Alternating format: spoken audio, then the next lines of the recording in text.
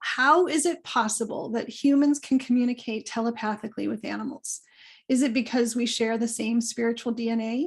Can communicating with animals make us better people? Well, my guest today is a global expert on that topic, and she's going to be sharing her insights from her decades of experience as a professional animal communicator to help us all understand how animal communication can be part of anyone's spiritual path in life. Welcome. I'm your host, Dr. Kara Gubbins, founder of the Animal Wisdom Circle and creator of How to Talk to Your Pet, the proven 4-step system that teaches anyone and everyone how to communicate with their pets or with any animal.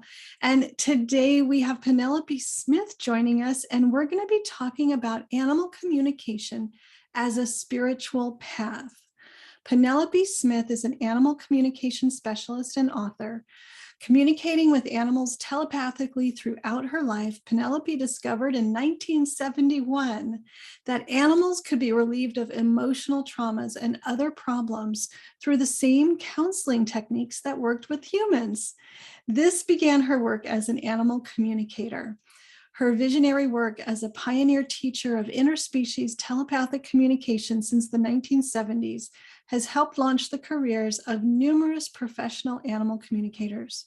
She wrote the popular classic books Animal Talk, When Animals Speak, and Animals in Spirit.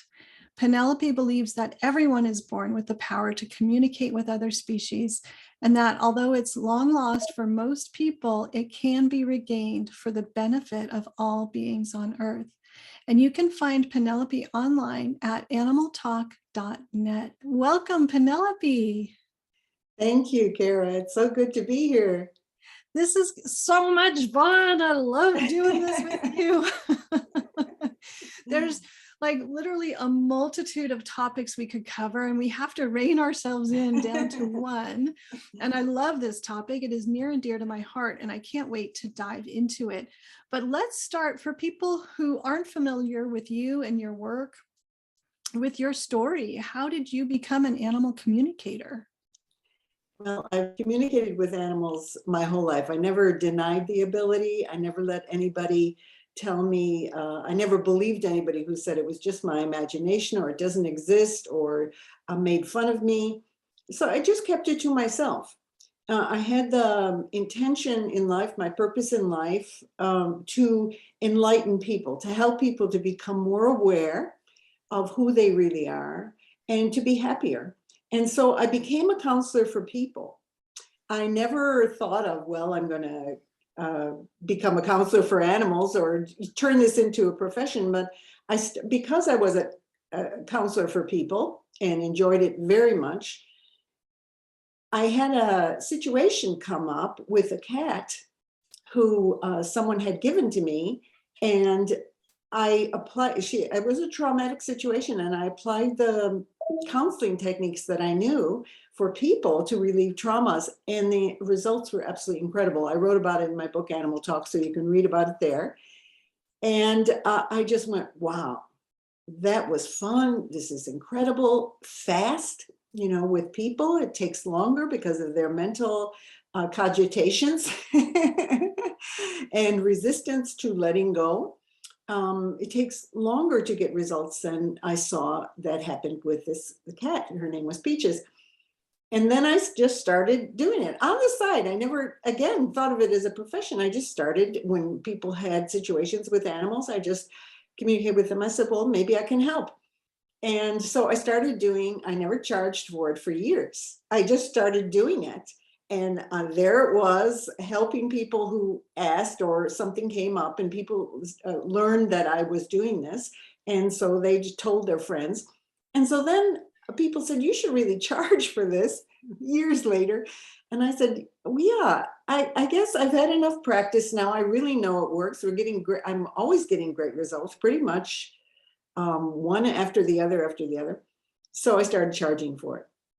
And so then it became a career. And eventually I dropped my other careers. I was doing a number of things at the time, and I dropped my other things, including the counseling of people eventually, because this just took over.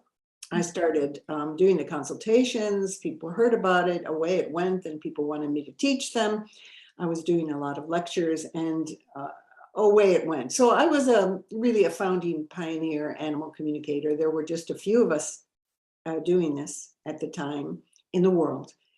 And I just made it sort of my focus is to teach, because I knew that everybody had this in them. It just that they were socialized out of it. So all they had to do is to be reawakened. But because I had never lost it, I had to learn how to teach people how to do it. So I did it in the mode of the time, which was analytical, sequences, steps, and very similar actually to the steps that you are using to this day. They just work. and many others are using, which is very good.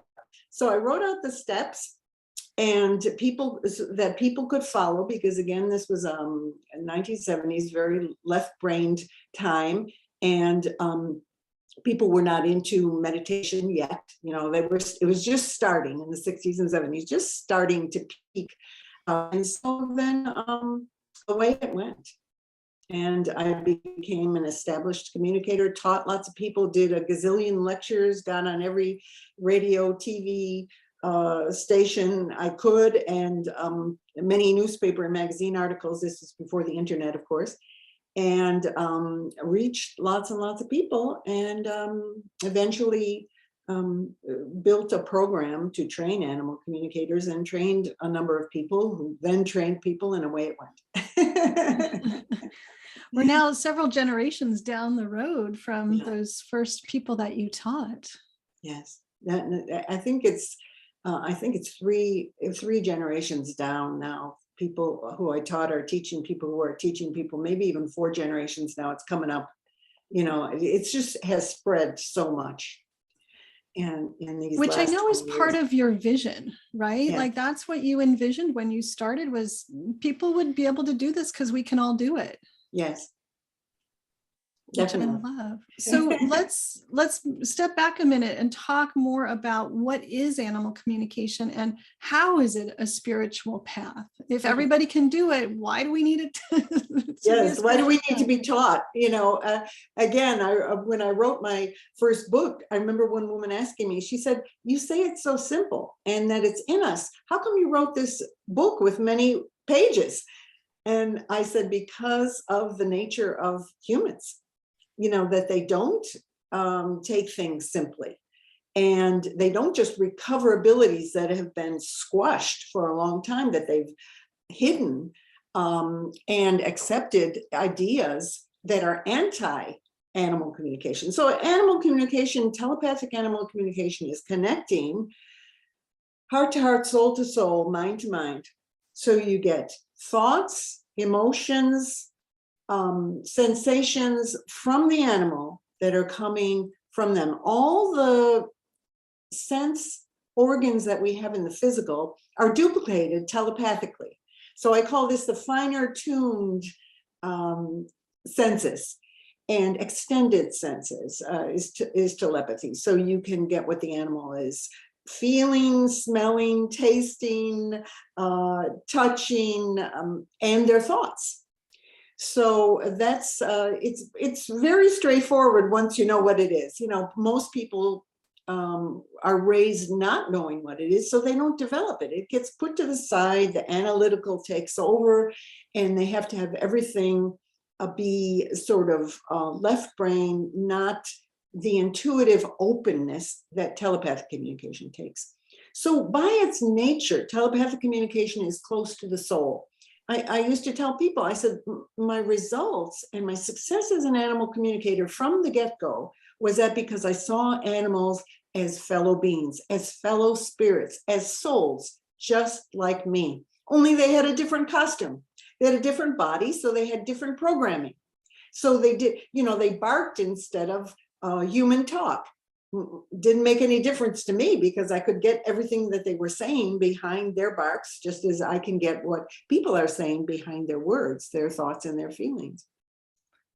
I think this is really foundational. I'm going to cut in for just a really quick second, Penelope, because this to me is foundational spiritual worldview, right? Like so many spiritual traditions, religions have really set animals and humans as completely separate categories of beings. And what you're saying is we're one kind of being in all these different fashions, Yes. all these different ways of showing up. Yes, and it's not consistent through all spiritual traditions and religions. You have in religions, like some people were raised in the Catholic religion, where they said their priest told them animals wouldn't go to heaven. You know, they didn't have souls. Okay, but in the Catholic Church itself, there's St. Francis, there's all the saints that revered animals, that regard them as part of themselves, as close to them, and as this God's creatures. In other words, they all had souls, they all were the same. So you get contradictions, and you get that in other spiritual traditions, which I won't go into all that. That's a whole other talk. But the spiritual path, what is it? It's acknowledging that the foundation of what all the spiritual traditions and religions are about is that we are spiritual beings. This body is our vehicle. It is not the be all and the end all. While the bodies are beautiful and the cells are amazing and there's miracles, they are the vehicle, and we will drop them. They will go back to the earth, and we will continue as spiritual beings. And from what I've seen, and from my own experience, and with many animals and people, we also go on, and we go on from life to life. So when people start to recognize that they are spiritual beings, it's very natural to look around. And if you look at any animal, see, I don't see how people can't see it. I always have seen it. You know, you look at an animal, of course they're a spiritual being, whether it's a snake or a dog or a cat or a horse. I look at them, they emanate the same energy as me. They're the same being. So it was very easy for them to come to me because I recognized them. It was very easy for me to communicate with them and to get very good results because they knew I respected them as fellow beings. No problem. So what happens, I saw this in the beginning when I started to become an animal communicator, in other words, practice it professionally. I went, whoa, this is incredible. This is a way of enlightenment. Mm. In other words, people will open up their hearts and their minds and start to have spiritual realizations by connecting with their animal friends. They already love their animal friends, even though they often regarded them as objects or lower beings, you know, the societal notions of the day, the cultural notions of the day.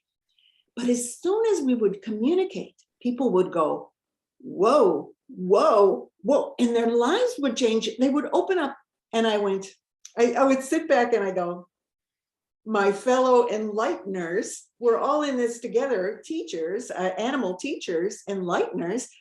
I went, okay, well, this is the way to go. First of all, I always loved animals, and it was very natural for me. So I went, you know what? This is it. This is the way to go. This is the way to enlighten people. Yeah. And I said, it will help animals too, obviously. As people communicate with animals and they realize that they're spiritual beings, guess what they realize? We're all spiritual beings. Humans look at themselves and they go, wait a minute, I'm not just this stressed out container that people have been saying I am, or a physical body only. I am this beautiful being that I know my animal friend is. And then, of course, all the realizations that people have, they go, I mean, so many times people say, you mean they make decisions? They're talking about their animal friends. They made that decision? And I'm sitting there going, yes. You mean they can have independent thoughts about the past and the future? Yes. All these ideas that people had about the limitations of animals, as people let them go, they started to let go on their own limitations. It was like a mirror for mirror. So I would take people who were very, in certain mindsets, communicate with their horse, and that person would so totally change. They would just, you would see their cages would crack open, And then they'd want to do my courses. They'd want to take a course. They'd want to learn how to do it themselves. I said, you already got it. We're going to show you how to remember. And I used to tell them, remember, bring all the members back together again. That's what remember is. Bring us all back together again. That was my whole purpose from the beginning, is union with all life, that we can communicate with all beings, whether they have frog bodies or human bodies, or whether they have no bodies, they're in the spiritual realm. It's all the same communication, and it's all spiritual communication. Of course, I didn't use all those words in the beginning. I used the words of the day. As people got more into yoga and meditation, I went, oh, good, I can relax, because I've done yoga since I was 18. I've always been spiritual. I've always been aware of myself as a spiritual being. And I just looked around and, looked at ways I could help other people to wake up. So it's a natural spiritual path. It's a powerful spiritual path. It is so incredible to see the changes in people. I mean, I get such gratification all these years at seeing how people crack open. And I didn't have to directly address them or their problems or their traumas or their barriers. I just communicated with their animal friends, showed them how they could communicate, because I always focused on that from the beginning. I always focused on, okay, now you can do this. And any programs I gave people on how to help their animal friends from a consultation, I'd say, now you can communicate to them about this, and this is what you can do. So they would start to realize that they're in this too. It's not just me over here who has the ability and they're excluded. No, they excluded themselves by their socialization, and now they can wake up again. And then their animal friends are in on it. And you watch the animals, they sit there and they go, finally, somebody who recognizes who I am. And now my person is starting to recognize. And then, finally, after years of teaching people and doing this and seeing other people carry on, people started to recognize their animals as teachers. You realize how far-fetched this was in the early 1970s when I started. I mean, to people, not to me, but I mean to other people, to say the animals are your teachers. I mean, they would have gone, because they're still looking at it as their nice little pet. They love their little dog, but their little dog is limited, blah, blah, blah. And they're really talking about themselves. So it's a path of awakening. It's a path, it's a beautiful path. And when people do it with their animal friends, it doesn't have the threat that being taught by humans has. They start to go, oh, my dog loves him. My dog is taking care of me. My dog came here to look after me. We're buddies. In fact, I'm starting to remember, people start to remember. So what are some of the challenges that people face as this reawakening is happening? Well, this is very difficult for people in the beginning to accept communication with animals. The big thing is their fears. They're afraid of what they're going to find out. Many times they're afraid their animal is going to say something negative about them. I mean, this is a big fear, or that their animal really doesn't love them. The same fears they have about themselves. Their lack of self-love for themselves, etc. But they get really scared. What if my dog tells me that I'm a bad person? What if my dog tells me he hasn't enjoyed what I've been doing with him all these years, and I've been a dictator and forced it on? I mean, people, their imaginations start to go, negative. Their minds start to take them away into dark places. But these dark places have to come up. These are the barriers to animal communication.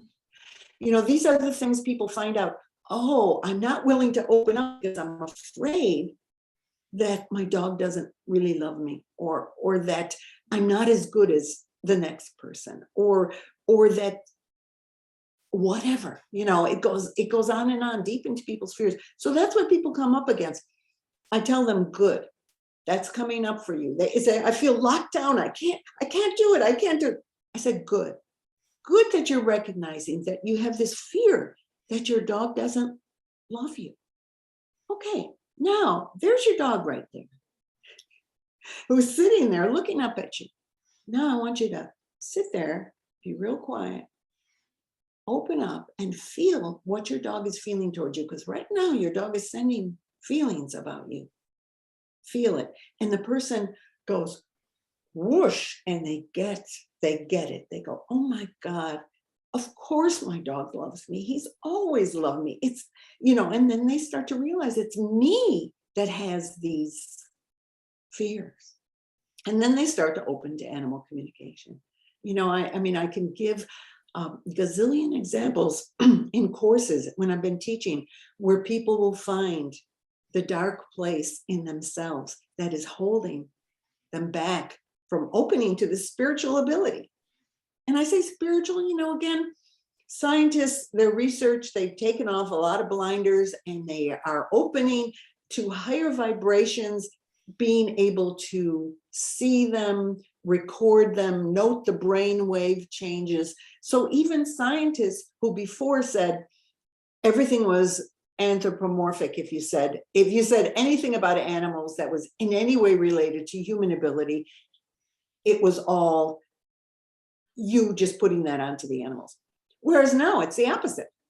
More and more they're saying animals can make decisions. Oh, we thought it was just tool making. Oh, they can do tool making. Wow, now we're finding out, latest discoveries, they have cultures. Like hallelujah. I mean, didn't you notice that they were transmitting things to each other? They're noticing that. They only say certain species. I laugh. They say, well, now it's dolphins, now it's whales, now it's crows, now it's a few others. I go, look around. They all have cultures. They all have things they pass down to their progeny. They all change. They all evolve.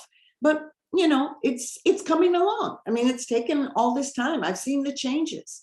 Over the past 50 years, I've seen enormous changes, breakthroughs, breaking of the scientific blinders, the paradigms that were now are considered old. They're opening to this. I watched it too, and I watched it from inside the scientific community, just seeing that shift happening over those same decades. And for me, it was really challenging because I wanted to understand animals better and I wanted to, connect with them. I didn't really pursue animal communication until I was actually, in my 40s. But that whole repressive, dismissive paradigm was just so hard to be a part of, and it kept me out of science for a very long time because I didn't like that closed point of view. Okay. So you talked about people facing their dark fears, the negative stuff that comes up, the fears, the insecurities, all of that stuff. And as that gets healed by coming up and being, recognized, released, all of that, is that the spiritual benefit that animal communication offers to people? Is that window into what's holding them back? Yes, that's part of it. And then we look at the positive. Well, these dark things aren't negative, really. They're just part of our journey. We have to bring them to the light. But what happens is people come from a place of restriction and separation. They look at animals and even themselves and other people as objects out there, things out there who are doing things, even doing things to them or doing things they don't like. And the journey, the spiritual journey in communicating with animals involves gradually opening to everything as a whole. So they start to see, oh, my animal friends, they think, they feel, they make decisions. They're teaching me, they're looking after me. On it goes. They start to open and then they start looking at everything else differently. So then they go, wait a minute. Where I was looking at myself separate, I realized that we're echoing each other. We're part of each other. We're spiritual beings together. Well, what about the rest of the world? What about plants? What about microbes? Trees. I've always loved trees, but rocks, you can't say rocks are conscious. And gradually they start opening and realize consciousness, spiritual, Awareness is everywhere. Everything, as Native Americans said, everything is alive, everything communicates. So the benefits come in, I see people being very narrow and constricted in a lot of ways. And then over the years, as they communicate more, they start to open and they go, finally, they get to the place where they're going, it's one being, it's one. And they go, my thoughts are their thoughts. We're all in this together. I can understand them because we're not even different. And, sometimes people get confused by that at first. They go, wait a minute. Because I spent so many years learning how to differentiate my thoughts and their thoughts and keep my thoughts out of the way and not interfere. Now, wait a minute. It turns out it's the one thought and we're just translating it. And so people get into a space more and more. And again, it can take years, whatever your journey is. Everybody's spiritual journey is different. Everybody's path is different. It's going to take different turns and alignments. But people come to this place where they go, oh my gosh, the peace is here. I feel this enormous peace. I feel connected to every being, the cats, the horses, the trees, the rocks, the rivers. It's all here. And it's all what Native peoples have said, the Aboriginal peoples, the indigenous peoples. It's all in the spiritual traditions. If you go back before people altered them a lot, like Christianity or whatever tradition you want to talk about, if you go back to the original and you find out that, when they had their enlightenment, these different spiritual leaders, they realized that everything is one. It is all alive.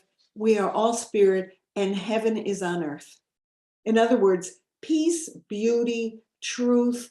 And you come to this place, as an animal communicator, you go into a holy place every time you go into session. It's a holy place of beautiful respect for all the beings involved, the human beings, the animal beings, the other animal beings. And everybody is involved in this energy exchange, this soul-heart exchange. And miracles happen. Things change in this space. You go into this holy space, you can't come out. You can't help but come out differently. Now, you do need to focus on this as a path of growth. And we're getting into our next aspect of how can animal communicators become clear channels? Well, you need to focus on it. And I have that in my code of ethics on my website for animal communicators that many people follow and have put on their websites, that you need to recognize this as this is a spiritual path, and you need to, in order to be a clear channel, you need to work on yourself. In other words, learn from every being, whether it's a human being, cat being, frog being, snake being, virus, whoever it is. Learn from every being and grow with it. If you feel yourself getting tweaked, getting out of sorts in a session, realize that your own stuff is coming in. Put it aside for now and realize, okay, I got something to work on here. This human being or dog being is reflecting something back. It's stirring something up in my pot that is part of my spiritual path. So when you do that, when you use it as a spiritual path, when you become a clearer channel for animal communication, your own stuff doesn't get so much. You start to recognize, okay, that's for me. That's not, now I put this onto another person as a judgment, or they're a bad person because something's getting stirred up in me and I'm not feeling so good right now. A lot of people do that. They say, well, I don't feel good. It's that person. I need to have that person out of my life. And on the spiritual journey as an animal communicator, you need to say, okay, what is it that I can learn from this? What's getting stirred up in me that I need to look at? Or just plain old, what's reflecting back to me here? Just learn from everything and everybody. That's what a good animal communicator does. Penelope, what do you think is the greatest spiritual lesson that anybody can learn from communicating with animals? I have found over the years of communicating with many thousands of animals of many, many species, I never counted the numbers, so hundreds of species maybe, I don't know, it's a lot, that it keeps coming back to one thing. The animals are teaching us to love, to be compassionate, to honor ourselves, to honor life. So it's all kind of part of the same package. Here, when we communicate with them, we can't even communicate if we don't respect them in the first place. So we have to open to them as fellow beings.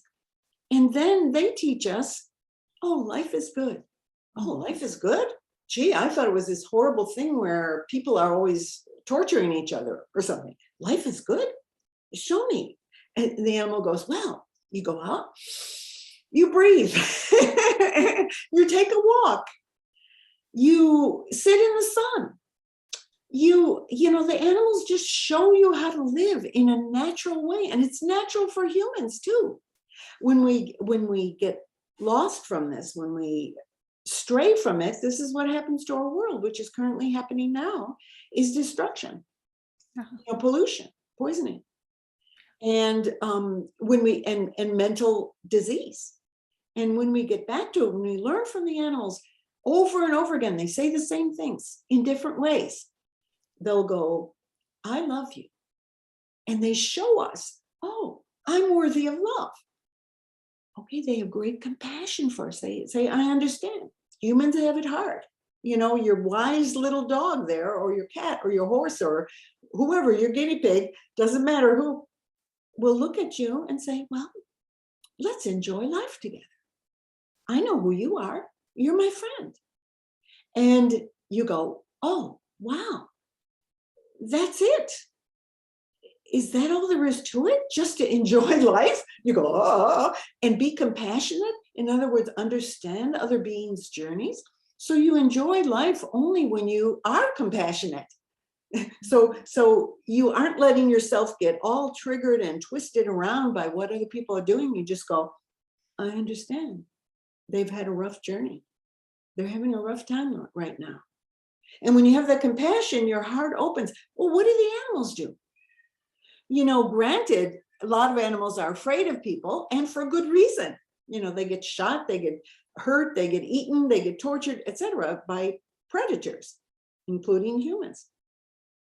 So, but if you drop your predatory nature and you just sit with animals and be with them, they recognize you as a fellow being. They sit, they welcome you in, they look at you, and we're all the same. You know, I smile at these wonderful desert cottontail rabbits, of which there are many around me, and we look at each other and I don't see any difference. I look at them, it's all love. I look at the plants, they're just emanating this incredible love all the time. They're saving us day in and day out for free, you know, just out of love. The trees, the rivers, the everything. So it's all the same thing comes across in different ways. You know, they have their different messages. I love receiving what they have to say about different things, things they can teach us. And it's all the same thing. So I'd say, if I was going to say one word, I would say compassion, then I'd add kindness, and then I'd probably add honoring all life. But again, all the same. These are just different words to describe the same thing. Okay, and that's the only way you're going to really enjoy life. You have compassion for all beings, and then you enjoy life. Beautiful. Do you have any final words of wisdom you want to share with us today, Penelope? Well, I would say with animal communicators is use the gold mine that you have for your spiritual journey. That's what this talk is about. Use the gold mine. Realize that everything is pointing you in the same direction. Whether it's your next consultation or your next teaching, it's all pointing you in the same direction, evolving on your spiritual path, opening to more beauty, truth, love. Accepting your human condition. And what we call the dark parts of it. Just accepting that you get angry sometimes, or you get upset, or you're not always at what you consider your best. And then it just becomes, everything becomes grist for the mill, part of the journey, a wonderful thing.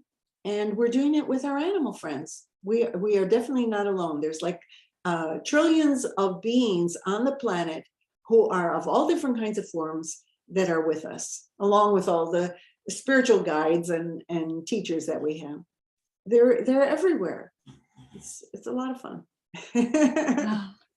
It's so beautifully said. Like, I just feel the waves of that love kind of pouring over me as you're talking, just really feeling into that. And Penelope, I know you have a really wonderful free gift for our audience, the telepathic journey, opening to the whole. Do you want to tell people a little bit about that?